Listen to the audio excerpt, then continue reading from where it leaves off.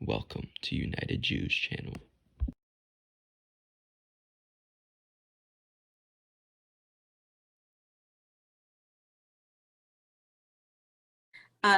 So yeah, I do want to open up a can of worms. I want to keep opening the can of worms, and I don't know if we have time, but it really bothers me that, okay, yeah, I look white. We all look white.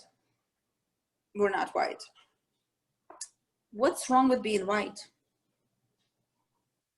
I'm sick and tired of this. What is wrong with being white? No, there's nothing wrong. It's Right? just, it's not an argument. I don't think it'll be an argument to say when someone says you're a white oppressor and you say, no, I'm not white, therefore I'm not an oppressor. That would be a bad thing to say. Yeah, no, Because what I generally say is that I'll ask them point blank, do you think that only white Europeans have ever colonized anybody? Like, is that, because like I'll come right out and ask them, like, do you realize that probably the most effective colonizers in the history of mankind weren't even white? Yeah. The Muslim conquest was probably the fastest conquest in history. It was arguably the most effective. There was definitely the most deaths, because people forget that they also conquered India in what they call the Mughal conquest. And they're reasonably certain that there were over 20 million people killed in that. I mean, 20 million people in the course of 2 years. That's a lot of mass murder. So, I mean, you have to start asking questions. Like, you have to be able to say, look, like, you're making it sound as if my skin tone has something to do with colonization and oppression. And whereas in North America, you could argue that, yeah, what Europeans are the colonizer. That's not necessarily the case across the world. But the problem is everybody wants simple answers when we can't even agree on what the problem is. So, like, you know what? It's not a bad thing to be white, but we're in an era right now where the pendulum has swung.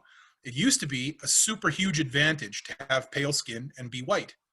Everybody knows that. It was a major advantage if you were pale. My own grandmother used to make me play inside because I started to get too dark, and she didn't want me to be as dark as my cousins because she knew that that was going to make my life more difficult.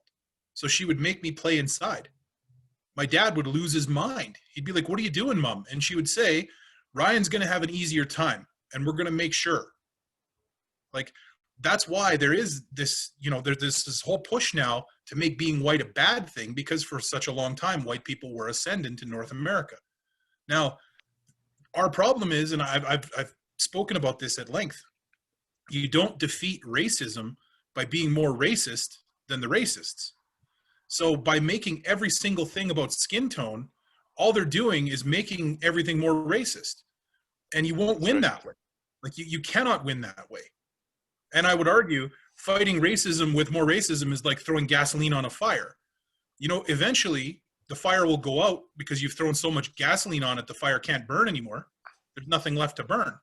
So your prediction, when will this craziness and obsession with racism stops? It won't, because you guys have probably heard Dr. Martin Luther King had one of the most brilliant and concise statements about racism ever. He said to judge a man by his character, not by his skin color, right?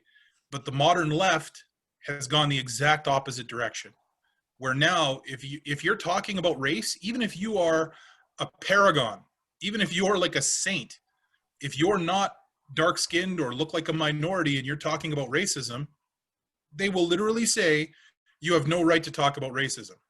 Doesn't matter what your character is, your skin color matters more than your character. Now, until that changes, which I don't think it's going to change on the left anytime soon, because the left is all about victimhood mentality, which, by the way, is also why I think they hate Jews, because Jews, if anybody in the world could use their, you know, their history as a crutch, and could use their, you know, what's happened to them as a, oh, this is why things are so bad for us, it would be Jews. But instead, what do Jews do? Every single place they go, they make better. Every single place they go, some of them will rise to the top. Some of them will become very successful. Why? Because they really push education and they push working hard.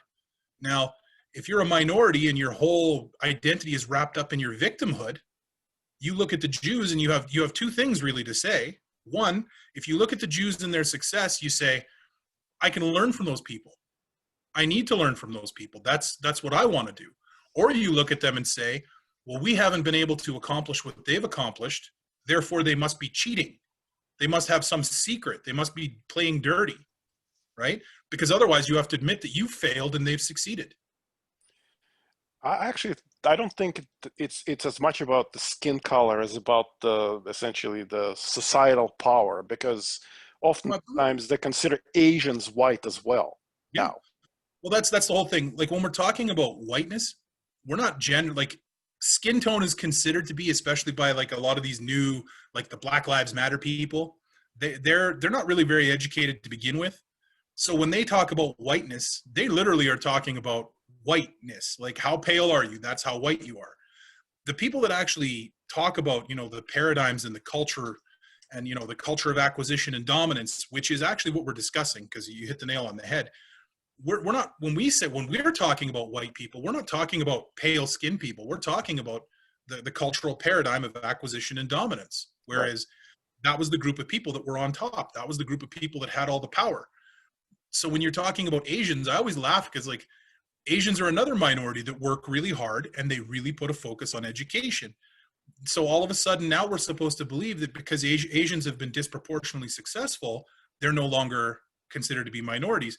And now the same thing is actually happening with Nigerian Black people, because Nigerian Black people statistically are among the most successful immigrants in North America. So what's going to happen with these Nigerians who are blacker than black and they're successful? Why? Because they push education and hard work. So what? Now in about 3 or 4 years, we're going to say, okay, well, all of these black people are oppressed minorities except for the Nigerians because they're successful. Yeah, the Oscars rule will have to become really, really complicated. Oh yeah, exactly. That's, yeah.